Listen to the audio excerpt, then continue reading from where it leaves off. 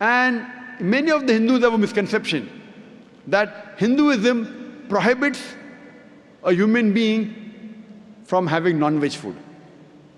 If you read the scriptures of the Hindus, in several scriptures, several places it says that sages, saints had non-veg food.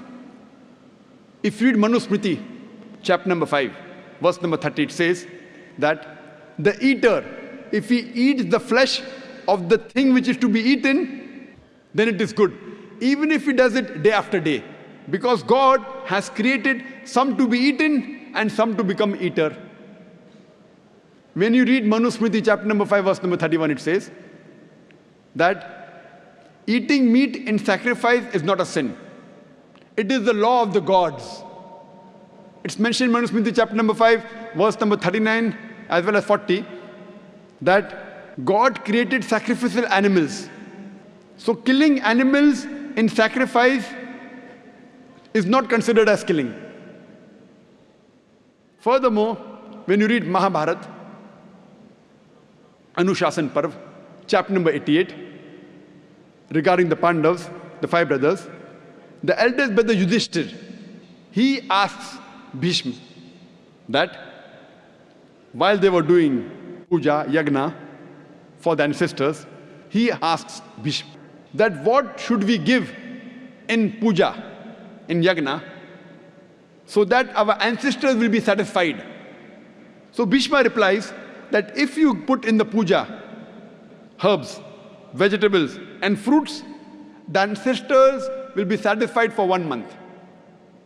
If you give fish, 2 months. If you give meat, 3 months. If you give hair, 4 months. If you give meat of the goat, 5 months. If you give bacon, meat of the pig, 6 months. If you give birds, 7 months. If you give deer, 8 months. And the menu continues. If you give a buffalo, 11 months. And if you give cow, our ancestors will be satisfied for 1 full year. That is beef. And if you give rhinoceros meat or red meat of goat, our ancestors will be satisfied inexhaustibly. There's a big menu, imagine, vegetables, fish, meat, hair, what, everything is there in the menu. So if you read the Hindu scriptures, it was permitted to have non-veg. It is later on, when the Hindus were being influenced by other non-Hindus and tried to take their philosophy that they converted and tried to make the religion into vegetarianism, though all Hindus aren't vegetarians. Now when we ask these people that why are you a vegetarian, they tell us that killing animal is a sin. Because killing living creatures is a sin. So I said, I agree with you. If a person can live without killing living creatures, I'm with you.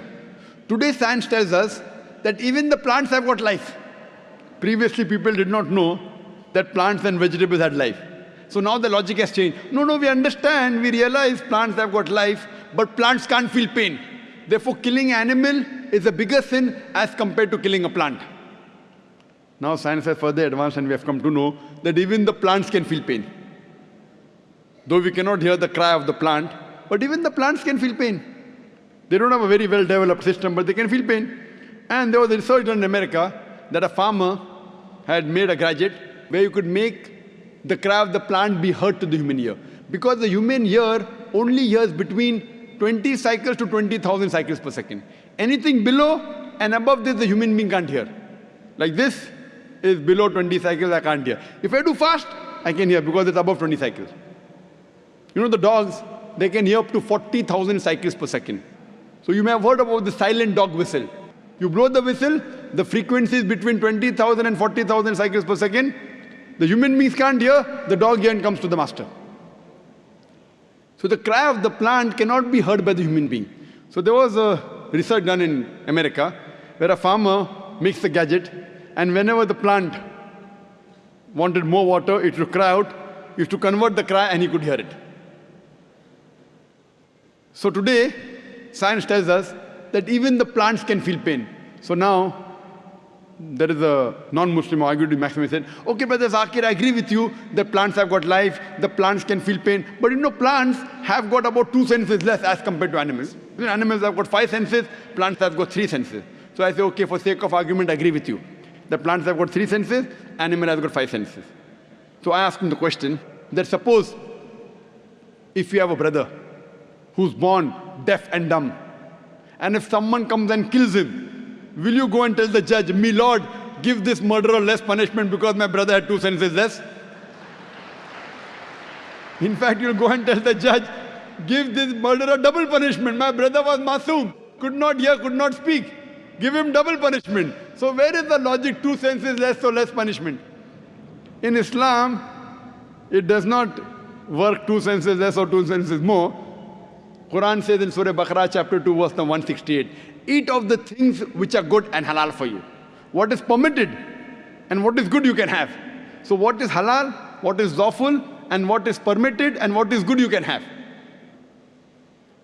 As far as non-Muslims who are against eating non-veg, if I agree that fine, we should not kill any animals, the population of the cattle, it grows so fast that if we stop eating animals, there will be overpopulation of cattle in the world. Now we have overpopulation of human beings in some countries, India, China. We'll have problems with overpopulation of cattle. And personally, if non-Muslims don't have non-veg, I have got no problem. Believe me, I've got no problem. Because if in India, all the non-Muslims start having non-veg, then maybe the price of mutton and beef will go up. So for me, no problem. If they don't have non-veg, I've got no problem. But if someone tells me that eating non-veg is haram, it's a sin, that's the time I give all this logical explanation.